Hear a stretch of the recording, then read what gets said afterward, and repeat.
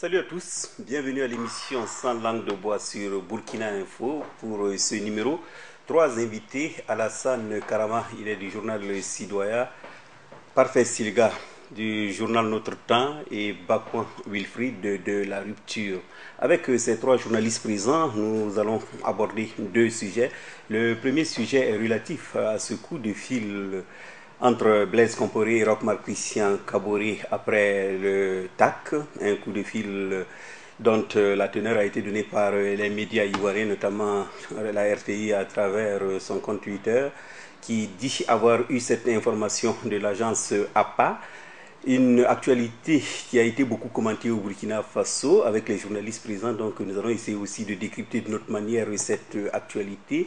Ensuite, nous reviendrons sur cette injonction du gouvernement à 45 partis politiques burkinabés pour qu'ils se mettent en règle d'ici le 31 août prochain.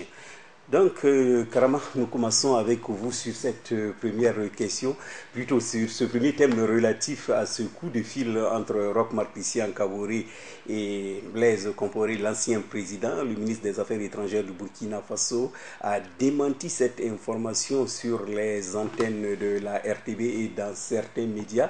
Et il a même demandé aux journalistes de mener des enquêtes pour savoir si c'est vrai ou faux. Alors, en tant que journaliste, comment vous avez accueilli cette nouvelle sur la forme d'abord? Le fait que le ministre des Affaires étrangères réagisse pour dire que c'est pas vrai. Bon, je pense que je ne sais même pas s'il faut d'abord parler d'appel téléphonique, parce que moi je vais dire supposé, parce que jusque-là, les autorités burkinabées semblent en tout cas ne pas abonder dans le même sens. Donc on ne sait pas si effectivement il y a eu appel ou pas. Mais dans le principe, bon, la réaction du ministre, je me dis que les Burkinabés aujourd'hui tendent à contraindre doucement les autorités, tout ce qu'il y a comme gouvernant, à communiquer sur tout ce qui se passe. Donc, je pense que c'est dans cette logique que le ministre certainement s'est senti dans l'obligation. Et c'est assez gros parce que c'est quand même un média, on va dire, assez sérieux. Lorsque, bon, ça devient quand même de la RTI, forcément, ça peut paraître comme étant la voix officielle, d'une certaine façon, même si on dit que la source, donc, c'est APA News, mais le fait que cette information ait été relayée par la RTI, pour moi, ça ne devient plus, donc, on dit comme, voilà, on le dit peut-être en français facile. Donc, c'était peut-être tout à fait normal, effectivement, qu'à notre niveau, justement, hier, ce démenti-là. Maintenant, il va de soi que ce type de démenti va toujours susciter donc, les réactions qu'on a connues, c'est-à-dire ceux qui y croient ou ceux qui ne croient pas du tout. Mais bon, pour moi, quand même, le gouvernement s'est senti, en tout cas dans l'obligation, c'était également dans son rôle, dans son devoir, pourquoi pas, de rétablir ce qu'il estime comme étant la vérité. Parce que pour moi, ce n'est pas un problème de fond. Ce n'est pas un problème de fond en termes d'appel ou pas, parce que bon, qu'on le veuille ou non, Blaise Compaoré a été quand même pendant 27 ans chef d'État ici, que le président Kaboré aujourd'hui l'appelle pour quoi que ce soit, bon, moi, ce n'est pas ça le problème. Peut-être ce qui pouvait m'intéresser éventuellement, c'est le contenu de l'appel. Ce qui a été dit qui peut être intéressant. Sinon, le principe de l'appel, on peut l'appeler par exemple pour lui dire, bon, peut-être qu'il va falloir que vous cherchiez à venir ou à faire ça, à répondre de ça ou de faire autre chose. Donc, de ce point de vue, il n'y a pas de problème. Okay. Voilà, donc, c'est mon avis vraiment sur la question. Okay. Mais bon, la polémique est là. Bon, il faut gérer la polémique comme on peut. Et je pense que le ministre des Affaires étrangères, en tout cas, est monté au chrono à ce sujet. Wilfried de Bakouan, il a dit, Alassane Karama, c'était le contenu peut-être de l'appel qui allait être important, mais ces médias ivoiriens ont précisé que l'appel a duré 40 minutes. Alors on se dit, une conversation de 40 minutes, c'est qu'il y a certaines choses qui ont été dites, si réellement il y a eu conversation. Et ensuite, pour certains, le ministre ne devait pas démentir. Il trouvait que c'était inutile que le ministre aille démentir cette information. Alors, non. Moi, je crois que le démenti du ministre s'inscrit dans un ordre normal, un ordre logique, effectivement, des choses. Parce que depuis l'arrivée au pouvoir, effectivement, du MPP, de son gouvernement, la tendance est de remettre en cause, naturellement, leurs anciens camarades, c'est-à-dire Blaise et puis sa suite. Donc, avoir une conversation, avoir une proximité avec Blaise et puis sa suite, revêt aujourd'hui comme étant une sorte de trahison. Donc, c'est logique pour eux de faire le démenti.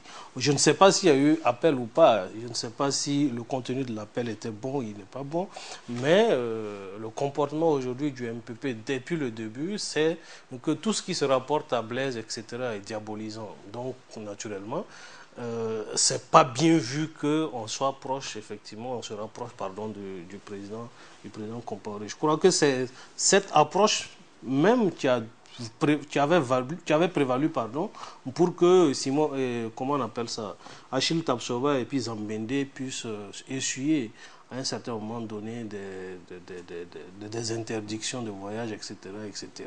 Mais donc plutôt le démenti s'inscrit dans une logique, hein, la logique selon laquelle, bon, aujourd'hui, il n'est pas bon de fréquenter Blaise.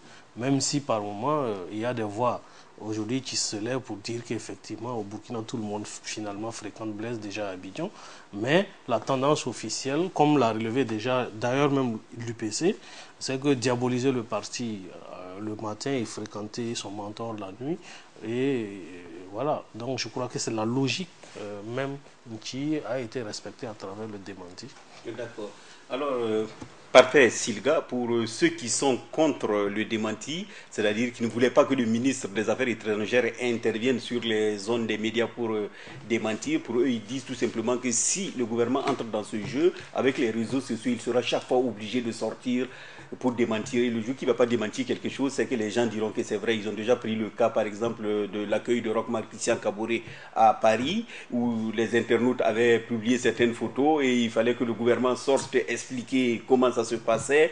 Quand un président arrivait en terre étrangère, ils disent que bon, pour eux, il faut éviter de rentrer dans ce jeu.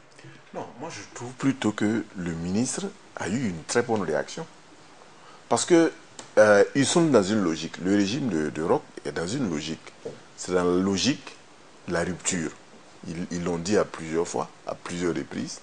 Et donc, quand on est dans la logique de la rupture, ben, c'est incompréhensible qu'on puisse, en tout cas, dans cette sphère-là, dans cette période-là, dire qu'on a un contact avec Blaise Compaoré. Sauf que là, on a plutôt mis en épingle un événement. On ne sait même pas dans le fond, quand on a dit 40 minutes, de quoi ont-ils parlé? Mais pour moi, c'était ça. Pour moi, c'était l'information.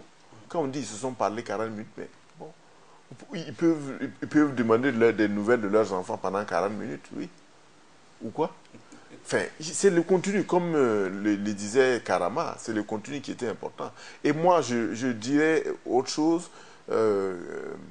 Quand moi j'ai lu la dépêche, bon, d'abord en tant que professionnel, moi j'estime que on pouvait douter de cette information. Parce que quand vous regardez les titres, j'ai dit qu'on peut douter. Quand vous regardez le titre,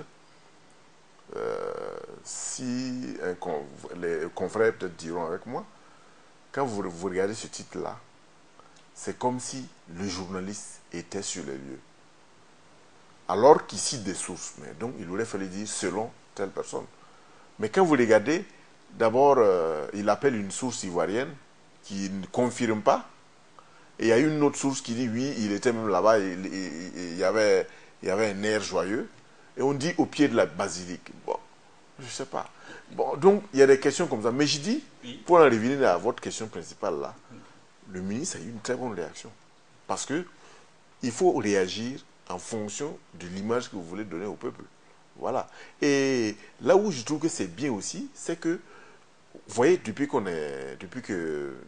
janvier, ben, on se rend compte effectivement que les réseaux sociaux et l'opinion publique là, ben, ont une certaine force qu'il ne faut plus. Maintenant là, on ne peut plus se passer. On ne peut plus. C'est pas comme dans le temps, une information va faire le buzz pendant une semaine sans que personne ne réagisse à ça.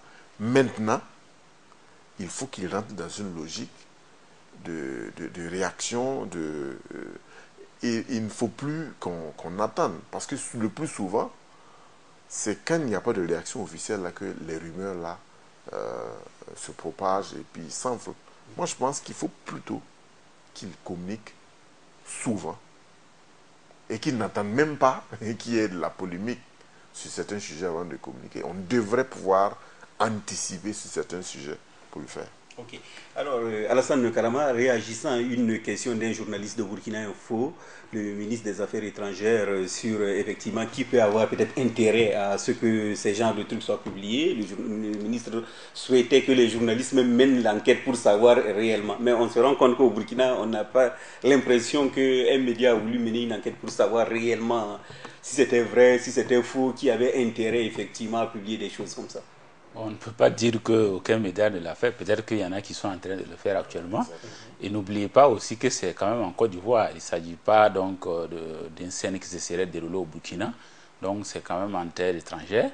Et à ce niveau également, il faut des sources bien introduites pour pouvoir effectivement attester ou infirmer en tout cas ce qui a été dit par ces médias. Mais je suis tout à fait d'accord avec donc ce que le ministre a dit à ce propos. Parce que moi je pense que seul une enquête de ce type, quelqu'un qui va prouver qu'effectivement il y a eu cet appel-là, pourra effectivement permettre de savoir exactement de quoi il s'agit. Sinon aujourd'hui, bon, nous sommes dans une situation un peu assez floue parce qu'on ne sait pas.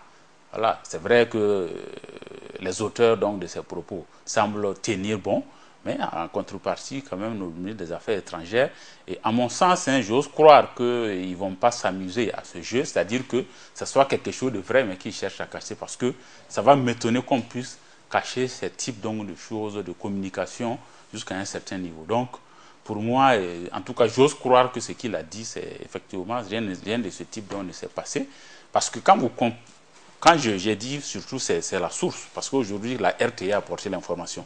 Sinon, avant, les mêmes sources avaient indiqué que lorsque Salif Diallo et compagnie étaient justement en Côte d'Ivoire, qu'ils sont allés rendre visite à Blaise Compaoré. Mais là, la polémique est restée simplement au niveau des réseaux sociaux. Oui. Le gouvernement n'a pas peut-être jugé bon, parce que je suis d'accord pour que le gouvernement puisse réagir, mais également il faut voir la source. Parce que si on doit réagir à tout ce qui se passe aujourd'hui sur les réseaux sociaux, je crains fort qu'ils ne puissent s'en sortir. Parce qu'il y en a, ils sont inspirés seulement, ils s'asseyent derrière l'écran. Ce qu'ils veulent seulement, ils balancent. Des balles d'essai, comme on le dit, ils balancent. Si à tout bout de champ, il faut réagir, je me demande s'ils auront quelque chose. Mais pour cette fois-ci, quand même, ça a été porté par la RTI. Donc pour moi, ce n'est pas rien. Tous ceux qui ont retweeté là, c'est ce que la RTI a tweeté. Donc la RTI, quand même, ce n'est pas n'importe quel média. On s'est dit forcément, si la RTI a pu faire, c'est qu'il y a du vrai dedans. Donc c'est ce qui a, à mon sens, suscité cette réaction donc, du ministre des Affaires étrangères. Ok, Wilfried Bacouan, certains aussi disent qu'il n'y a aucun mal que Blaise Compaoré cause avec Roch Marc Christian Kaboré. Surtout, ce sont des questions de développement du Burkina, d'autant plus que Blaise Compaoré, c'était un ancien président. Donc un ancien président cause avec l'actuel président. Pour certains, il n'y avait pas vraiment quelque chose à dire de négatif sur ça. Mais est-ce que vous comprenez? Non, dans le fond, il n'y a pas de mal qu'un président en exercice puisse requérir auprès de son prédécesseur un certain nombre de réalités pour pouvoir gérer le quotidien effectivement de ses compatriotes. Ça, je suis d'accord. Mais comme je l'ai dit, dès le départ, tout a un début en fait. Tout a un début. Donc, depuis le 4 janvier 2014, la tendance de ceux qui sont au pouvoir aujourd'hui était de faire de Blaise Compaoré quelqu'un d'infréquentable. C'était de faire de Blaise Compaoré le diable en personne. Voilà. Puisque d'ailleurs, c'est vrai que la boutade est venue, on a dîné avec le diable avec de longues fourchettes, mais ça réveille aussi une certaine réalité de pensée, une certaine réalité de comment les gens ont une appréhension pour Blaise Compaoré. Mais malheureusement, ce que les tenants du MPP vivent dans la réalité n'est pas eux-mêmes leur propre réalité. Parce que leur propre réalité, effectivement, c'est aussi avec Blaise Compaoré. Donc, j'ai dit, on peut feindre de changer, mais il faut juste avoir de la mesure. La mesure peut permettre en sorte qu'un coup de fil, par exemple, ne soit pas un scandale national. C'est-à-dire quoi? C'est-à-dire que si eux-mêmes avaient accepté qu'avec Blaise Compaoré, ils ont partagé un certain nombre de réalités, ou qu'ils partagent un certain nombre même de fondamentaux en termes de gouvernance, aujourd'hui, ce coup de fil n'allait pas être scandaleux.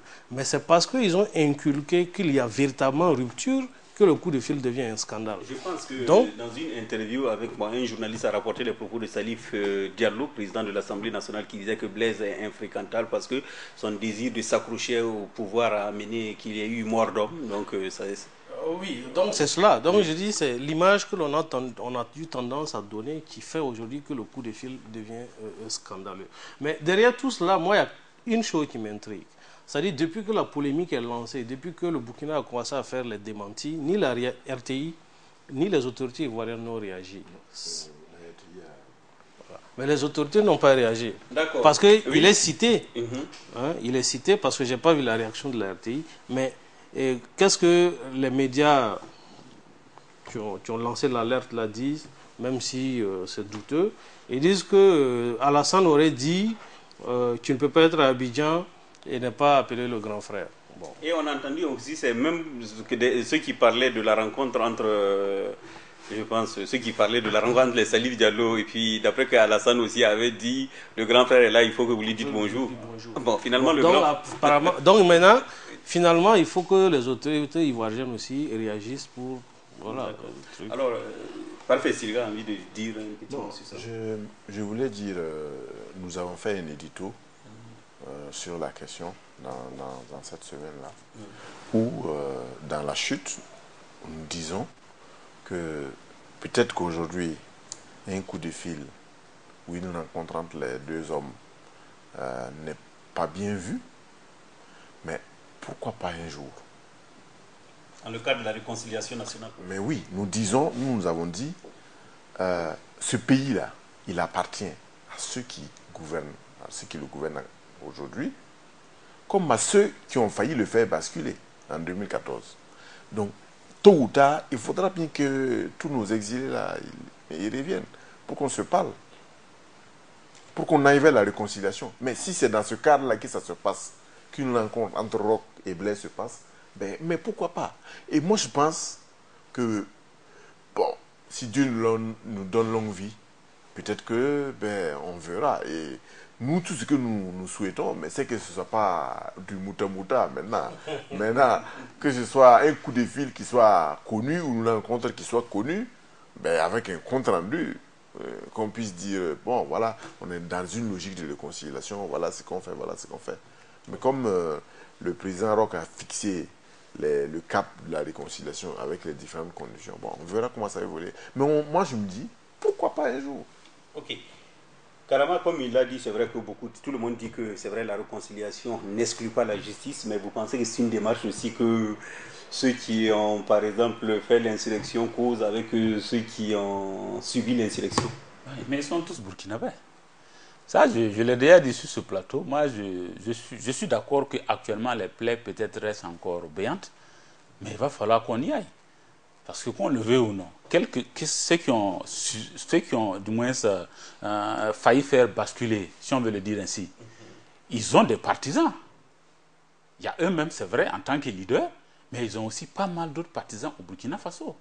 Donc, c'est une manière de dire, aujourd'hui, si on ne veut pas aller avec ces gens, c'est comme si on veut dire, bon voilà, on met toute cette bonne partie de Burkinabé là, à côté de la plaque. Alors que, bon, pour un Burkina qui se veut grand demain, on n'a pas d'autre choix que de travailler justement à cette réconciliation. Et ça, franchement, c'est mon avis personnel. Maintenant, ce que je me dis, s'il y a toujours des Burkinabés qui sont peut-être là, mais qui ne sont pas prêts justement à ramer dans le sens donc, de la nouvelle dynamique qu'on veut impulser, je suis tout à fait d'accord que ces gens-là soient. Mais on ne peut pas de facto les mettre de côté, parce que ce sont des Burkinabés qui ont leur intelligence, qui ont leurs forces, qui ont leurs énergies, qu'il faut travailler à mettre justement ensemble pour que le Burkina Faso puisse avancer. Parce que certains, même parmi eux, justement, ont cette expérience de gouvernance. Ça peut aider, pourquoi pas, à éviter des écueils peut-être auxquels on va être confronté. Donc, tous ces gens-là, à mon sens, sont nécessaires. Et pour moi, le fait que le président du Faso, en tout cas, est autorisé, parce que c'est lui personnellement qui a promis cela au CFOP, comme quoi Achille et puis Zambé pourront se rendre en Côte d'Ivoire. Effectivement, ils ont pu se rendre en Côte d'Ivoire. Pour moi, déjà, c'est un signe de décrispation. Parce qu'on a vu d'ailleurs, mais il faut reconnaître l'opinion populaire aujourd'hui. Je peux comprendre, une certaine opinion populaire n'est peut-être pas encore prête. On peut voir un peu, lorsqu'ils ont même posté les photos sur les réseaux sociaux, il y en a qui ont estimé qu'ils ne peuvent pas aller rencontrer Blaise et puis se permettre donc de se pavaner, alors que non. Je pense qu'il faut dépasser, mais c'est au fur et à mesure, c'est un travail de fond qu'il faut faire, mais il faut qu'on ait la vie pour que tous les fils de ce pays-là, tous ceux en tout cas qui veulent le bien du pays, ça aussi je le précise, puissent travailler la main dans la main afin donc d'avancer. Oui, Bakou, pour terminer sur cette question, on se rend compte que depuis que le pouvoir de Roch-Marc Christian Kaboré s'est installé, donc on peut partir à partir du 1er janvier, de façon cyclique, il y a toujours ce problème ivoirien qui revient. C'est-à-dire, en début de mandat, on avait le problème des mandats, oui, des mandats, comment, oui, des mandats d'arrêt. Après les mandats d'arrêt, récemment aussi, on avait ce problème d'Achille qui était débarqué de l'avion, ne devait pas aller en Côte d'Ivoire. Et nous voilà encore avec cette histoire de coup de fil. Est-ce à dire que ce mandat de 5 ans sera marqué toujours par le regard qu'on va jeter dans le rétroviseur pour regarder ce qui s'est passé à travers ce qui se passe en Côte d'Ivoire? Non, c'est sûr que les 5 ans seront marqués par ça. Je dirais pas le syndrome ivoirien, mais ça sera marqué quand même par le voisin ivoirien, ne serait-ce qu'à travers le TAC, le traité d'amitié entre la Côte d'Ivoire et le Burkina, mais le fait politique aussi entre les deux pays va marquer justement parce que tout simplement la Côte d'Ivoire a un hôte qui soit infréquentable pour certains, mais reste toujours fréquentable pour d'autres. Donc, à l'intérieur du Burkina Faso, ceux qui prennent Blaise toujours pour une icône et ceux effectivement qui souhaitent tourner la part de Blaise Compaoré vont s'opposer et s'affronter sur ce point-là. Et naturellement, comme Blaise lui-même se trouve en Côte d'Ivoire, le regard sera beaucoup tourné encore vers la Côte d'Ivoire, surtout que l'on sait qu'il y a beaucoup d'affinités entre le chef de l'État ivoirien et puis Blaise Compaoré. Et aussi, à côté, il y a, comment on peut dire ça, il y a leur bon petit entre griffes Guillaume Soro qui semble ne pas être tranquille, ne pas vouloir rester tranquille. Donc, je dis les 5 ans là seront véritablement marqués effectivement par des histoires. Je ne dirais pas de bisbilles, mais des histoires entre les deux voisins. Mais si je pose cette question, c'est que c'est vrai, le nom de Blaise Compaoré revient dans tous ces trucs que j'ai cités, mais lui, il ne s'exprime même pas. Mais chaque fois, on parle de lui. Finalement, je me demande, est-ce que nous, dans ce pays, on aura le temps maintenant d'oublier Blaise et de travailler pour le développement du pays? Oublier Blaise sera difficile à l'étape actuelle parce que d'abord son départ n'a pas été un départ de plus conventionnel. Deuxièmement, il y a que le Burkina lui-même reproche beaucoup de choses à Blaise Compaoré à travers bien sûr la justice. Et puis enfin, il y a le fait qu'il y a un certain nombre d'agissements de Blaise et de son clan qui ont conduit à l'insurrection qui n'est pas encore oubliée. Donc ces 3 facteurs-là font qu'il serait difficile d'oublier Blaise tout de suite. Pas l'oublier, c'est pas le tenir dans les esprits parce qu'il est adoré par tous les Burkinabés, mais on le tient en esprit parce qu'il a posé, il a marqué effectivement le Burkina à un certain moment donné. Ok, nous passons au second sujet de cette émission. Comme je le disais, le gouvernement burkinabé a décidé, tout simplement, appris à travers un communiqué, de demander à certains partis politiques, je pense qu'ils sont 45 sur les 145 que compte le Burkina Faso, à se mettre en règle d'ici le 31 août prochain. Alors, parfait Silga, concrètement, c'est vrai, certains disent que la loi concernant les partis politiques est très permissive parce qu'il y a certaines choses qui se font, des partis politiques qui prennent le domicile de leur premier responsable pour faire un siège. La loi ne dit rien sur ces... Donc, ce qui fait qu'aujourd'hui, des gens ont des partis créés depuis 2011, ils n'ont jamais tenu de congrès ni d'assemblée générale, ils sont là simplement, ils continuent. Quand on leur pose des questions, ils disent non, ils n'ont pas les moyens. Finalement, comment vous analysez cette situation? Alors, il y a 2 faits. D'abord, le premier fait, c'est de dire que, effectivement, le ministère ici a très bien fait de dire à ces partis de se mettre en règle. Voilà, c'est de son ressort, c'est le ministère chargé des libertés publiques. Parce que, en réalité, quand vous regardez la liste de ces 42 partis-là, bon, c'est ce que nous avons appelé dans notre rituel les saltimbanques politiques. Quand vous imaginez que ces partis-là ont pendant longtemps bénéficié de la subvention de l'État pour les élections, mais qui n'ont pas pu, pendant des années, respecter eux-mêmes les règles qui se sont fixées, bon, il y a un problème. Et alors que, mais dans la Constitution, je ne sais pas si c'est l'article 13, c'est l'article 13, oui. la Constitution qui dit que les partis politiques doivent animer la vie politique. La vie politique, c'est ça. Voilà. Voilà. Ils doivent participer à l'expression du suffrage. Apparemment, les partis politiques au Burkina, là, ont attrapé l'expression du suffrage, là. Le reste, l'animation de la vie politique, là, bon, ça c'est, comme on le dit, c'est relié au calendrier grec. Et moi, je trouve que il faut qu'on poursuive, parce que le débat sur la limitation des partis là, est là. Et apparemment, il n'y a pas grand-chose qui est fait. On ne peut pas continuer à dire, oui, nous sommes dans un multipartisme intégral, chacun peut créer son parti. Mais quelle est la plus-value de tous ces partis? On a 145 partis. Mais qu'est-ce qu'on a comme valeur ajoutée? Mais c'est ça qui est le problème. Mais de l'autre côté, si ces gens ont pu, pendant des années, bénéficier de la subvention subvention de l'État sans se mettre en règle là, mais c'est parce que l'État a voulu. Mais c'était voilà, c'était un laxisme qui ne dit pas son nom. Pendant des années, ils l'ont fait et puis voilà. Donc, il y a eu une complicité quelque part. Mais oui, il y a eu une année où on a dit aux partis qu'ils doivent avoir des sièges. Mais est-ce qu'on a poursuivi?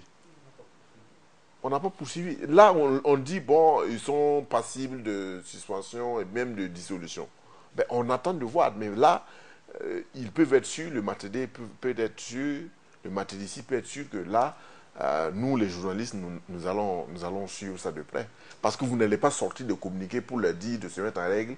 Et puis, bon, après, ben, vous laissez ça. Ce n'est pas possible. Ce n'est pas possible. Ce n'est pas possible que les gens prennent l'argent public.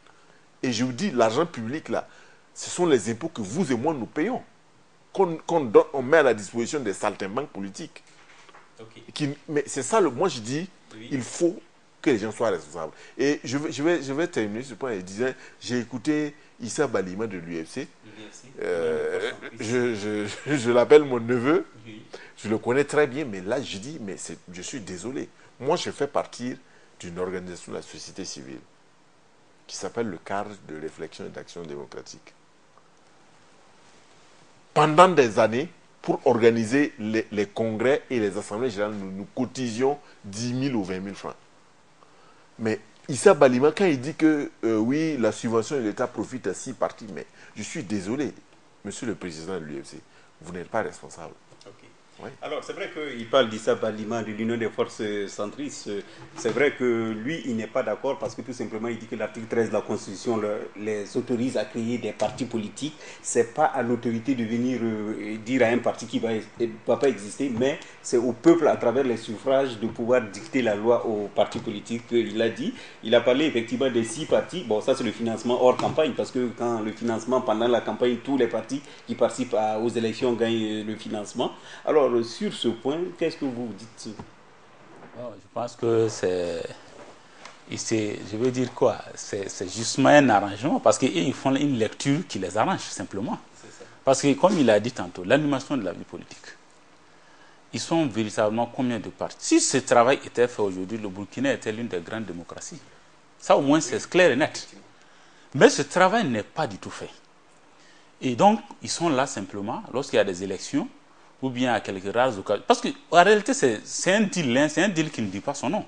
Parce que rappelez-vous, lorsque par exemple, je ne vais pas citer forcément un parti quelconque, mais quelqu'un sort pour dire qu'il bénéficie de tel nombre de partis de soutien.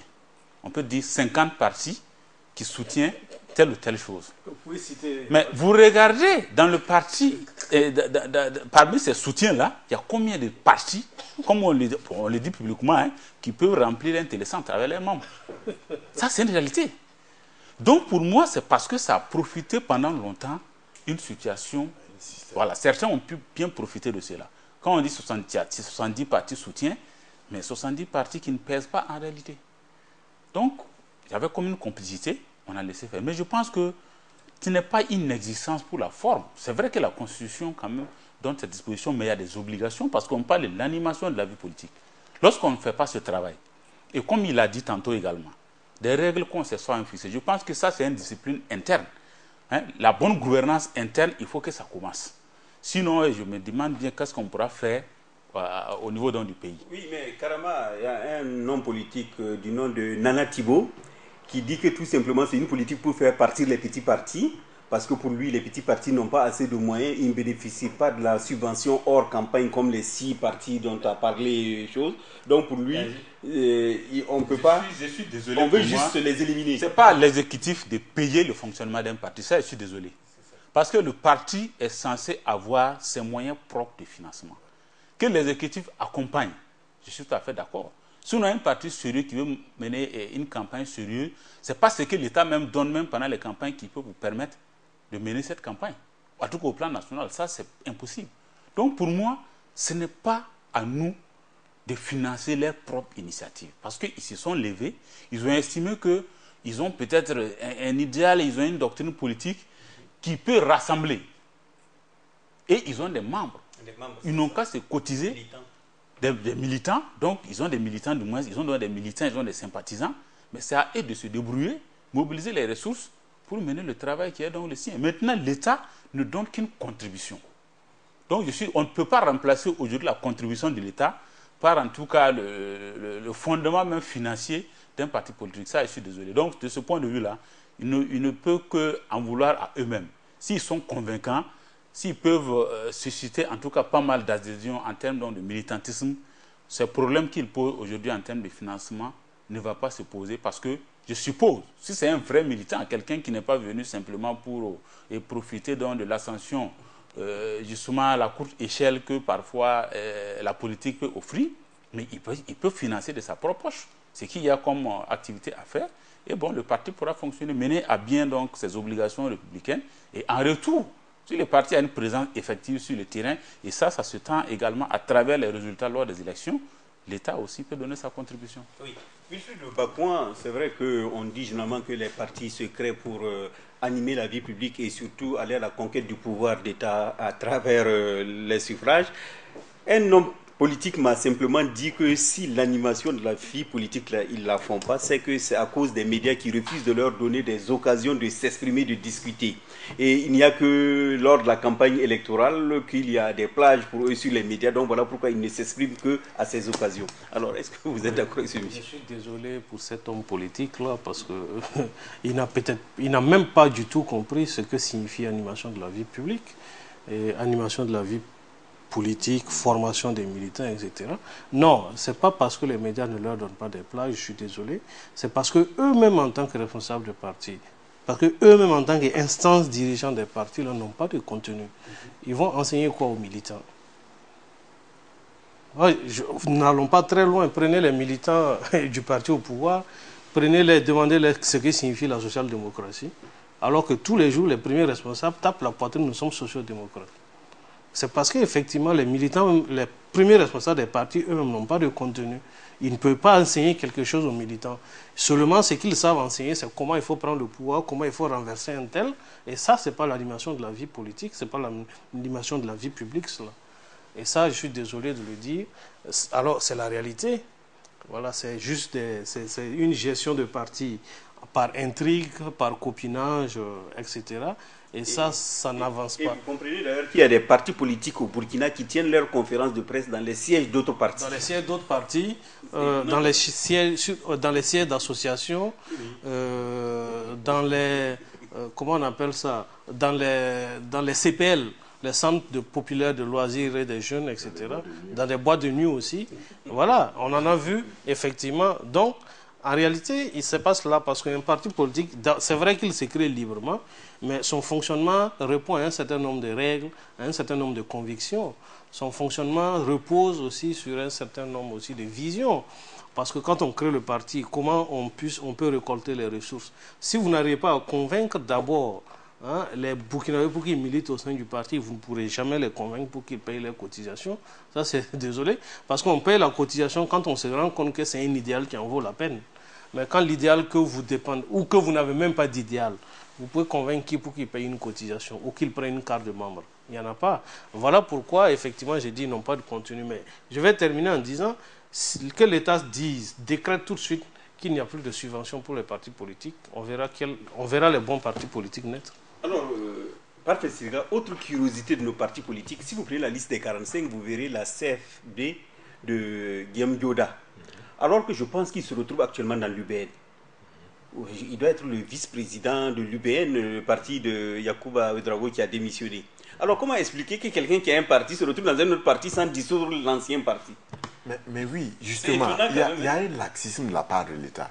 C'est-à-dire que le département chargé des libertés publiques là devrait mais suivre à la lettre un peu tout ça. Quand vous voyez quelqu'un qui déclare dans la presse, oui, nous faisons partie d'une nouvelle union et tout, mais c'est au ministère de lui écrire et puis de lui demander, bon, est-ce qu'il peut fournir les preuves de si, est-ce que c'est une fusion ou c'est une dissolution? Est-ce que le parti a disparu complètement? Je pense que si son nom se retrouve dans la liste des partis qui ne sont pas en règle, c'est que le parti existe encore officiellement. Mais pour moi, tout ça, le débat là, ça c'est des cas isolés. Tout le débat là, c'est de savoir à quel homme politique nous avons. Oui, mais c'est ça le problème. Vous voyez, pour avoir une démocratie, il faut avoir des démocrates. Est-ce que le Burkina a une démocratie? Bon, on peut se poser des questions.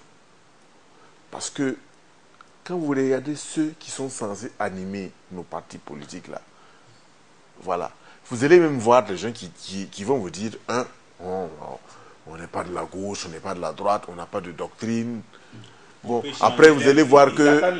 les meilleures occasions pour bondir. Voilà, vous allez voir des gens... Un parti libéral a un parti socialiste sans problème. Vous allez voir des gens qui vous diront, non, pour créer un parti aujourd'hui, là, non, il faut de l'argent. Non, la politique là, c'est pas des idées, hein, que c'est de l'argent d'abord. Mais il y a un problème. Quand on crée un parti politique, c'est pour défendre un idéal. Et je pense aujourd'hui là que le problème principal de nos partis politiques là, c'est la question principale qu'il faut se poser. C'est de savoir, on crée le parti politique là, pourquoi? Est-ce que c'est pour un idéal? Est-ce que c'est pour défendre une philosophie bien précise? Je pense que pour beaucoup, c'est un idéal personnel. C'est la philosophie peut-être du vendre. C'est la philosophie de la courte échelle, comme il a dit. Les hommes politiques burkinabés diront que les journalistes ne sont pas gentils avec eux. C'est vrai qu'on a l'habitude de dire que la politique, c'est les idées, mais on a l'impression qu'au Burkina Faso, on fait la politique pour des postes uniquement. Donc on est prêt à aller d'un parti à un autre, l'essentiel que son poste soit garanti. Donc on a l'impression que ce n'est pas une question de conviction. Non, il n'y a pas. Moi, j'ai cette conviction qu'il y a très peu de conviction dans la politique à notre niveau. Parce que, bon, et même quand vous regardez la création, la démultiplication des partis, ça se passe comment? Parce qu'on est dans un parti où on avait un poste de responsabilité. Dès qu'on en est déchu, au lieu donc de rester, on préfère aller donc créer son parti, bon, comme on le dit, devenir la tête d'un rat. La frustration. Donc, c'est mal. Je me demande en ce moment, est-ce par conviction qu'on était au parti ou c'est parce que c'était lié aux petites faveurs qu'on peut avoir au sein du parti? Parce que la plupart du temps, c'est cela. Dès qu'on quitte le parti, vous attendez 2 mois, 3 mois, conférence de presse, et puis après on disparaît. On dit, bon voilà, on vient donc de créer un parti, et voilà, c'est fini, on disparaît. Donc ça, c'est également une réalité. Et quand vous regardez, vous parlez tantôt donc de ce qu'ils estiment, comme quoi les journalistes ne voulaient pas, mais moi je suis désolé. Pendant la campagne, je prends même cette période-là, pendant la campagne, où les médias publics ont l'obligation de leur donner la parole. Je vous assure, quand vous regardez, vous voyez combien de places vides à la télé. Vous regardez dans le quotidien Siroya, il y a combien de pages vides. Et là, il s'agit juste d'une petite période de campagne où on vous demande de simplement faire un message de venir qui sera publié gracieusement. Mais il y a beaucoup qui sont incapables de le faire. Pourtant, ils sont candidats aux élections. À la télé, c'est pareil. À la radio, c'est pareil. Bon, est-ce qu'il y a plus donc de créneaux d'offert à ces personnes-là de réagir? Non, ça, je crois que c'est clair. Et l'actualité nationale est souvent marquée par pas mal de questions d'importance qui, à mon sens, devraient susciter une réaction donc, de ces partis-là pour donner leurs avis, pour en tout cas éclairer, pourquoi pas, cette population, mais on ne les voit pratiquement jamais lors de ces rendez-vous. Okay. Donc, il y a des opportunités pour eux, c'est eux, sincèrement, qui ne les saisissent pas. Oui. Très rapidement, et c'est vrai, Wilfried Bako, on va revenir à vous tout de suite. Est-ce qu'aujourd'hui, le CFOP et la majorité ne peuvent pas, bon, le MPP par exemple qui est au pouvoir, ne peut pas aider le gouvernement? Parce qu'on se rend compte que c'est dans ces deux entités, c'est-à-dire la majorité présidentielle, tous les petits partis là vont se greffer là-bas, et puis au CFOP aussi il y a des petits partis. Est-ce que le CFOP n'allait pas dire, bon alors tout celui qui n'a pas de siège ne viendra pas, tout celui qui ne respecte pas les textes ne viendra pas au CFOP, tout comme au niveau de la majorité? Parce qu'on voit que ce sont ces entités-là qui attirent autour d'elles des partis, alors qu'on voit que ces partis ne sont même pas en règle. Non, ils ne vont pas le faire. Karama disait tout à l'heure que les gens ils se plaisent ou se complaisent à dire qu'il y a combien de partis politiques qui me soutiennent. C'est un peu de la communication politique. Ils en utilisent, ils en usent plutôt pour leur propre image. Mais dans le fond, je crois plutôt que c'est à l'administration, effectivement, d'éclairer. C'est à l'administration d'assainir le milieu des partis politiques. C'est vrai que c'est eux qui ont le pouvoir, c'est eux qui dirigent l'administration. Mais je crois que si l'administration travaille le mieux, je crois aussi que si l'État, parce que bon, c'est vrai que c'est le MPP qui a le pouvoir, mais la réalité de l'État dépasse le seul cadre du MPP. Je crois que si l'État aussi arrive bien sûr à mettre un certain nombre de garde-fous dans la création des partis et même dans l'animation des partis, ça va freiner un peu l'élan de ces partis un peu fantômes. Il y a aussi le fait que les partis eux-mêmes n'arrivent pas à bien appréhender effectivement leur structuration, leur organisation. Parce qu'on a dit qu'il faut tenir les instances. Mais personne, ni l'administration, ni vos militants, personne ne vous dit que c'est à 2 ans, chaque 3 ans qu'il faut tenir les instances du parti. Il y a des partis qui le font chaque 5 ans, il y a un congrès. Il y a des structures, il y a des organisations qui ont fixé les congrès à 6 ans, chaque 6 ans. On peut même dire à chaque 10 ans, il y a un congrès pour renouveler. Ça arrive. Ça dépend effectivement de l'orientation que l'on veut donner à la gestion du parti. Ça dépend aussi des moyens du parti. Vous n'avez pas de moyens pour faire un congrès chaque 2 ans. Il faut le faire chaque 5 ans. Et se donner les moyens pour réussir le congrès.